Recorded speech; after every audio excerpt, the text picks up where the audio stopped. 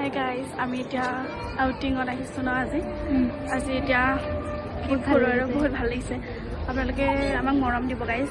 এতিয়া আমি অলপমান ফুৰি আছোঁ। ৰ'ব এতিয়া আপোনালোকক মই ছানছেটটো দেখাই দিওঁ। এইফালে ইমান ধুনীয়া ছানছেট আৰু এইফালে উমানন্দ গাইজ। হেল্ল' এভৰিৱান, কি খবৰ সকলোৰে? দেখিলেই নহয় আমি ক'ত আহিছোঁ। আমি আজি আউটিঙত আহিছোঁ। তো যিহেতু আউটিং বুলি ক'লে ভাল লগা ঠাইলৈ গ'লে অলপ বিশেষ লাগে ন, অৰ্থাৎ বিশেষ ঠাই।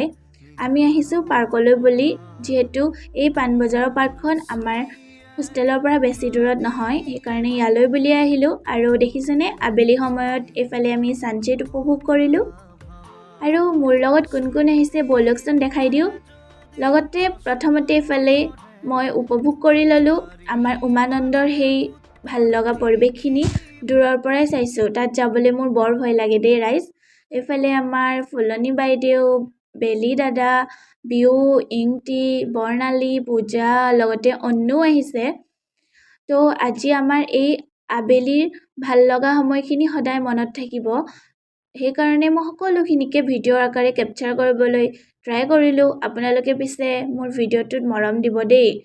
সকলোখিনিয়ে আমি বহুত আড্ডা মাৰিলোঁ। আৰু এই পাৰ্কখনত আমি যোৱা সময়ত ফ্ৰী এণ্ট্ৰি চলি আছিলে। এইফালে দেখিছেনে অন্নু আৰু মোৰ আউটফিটটো কেনেকুৱা লাগিছে বাৰু?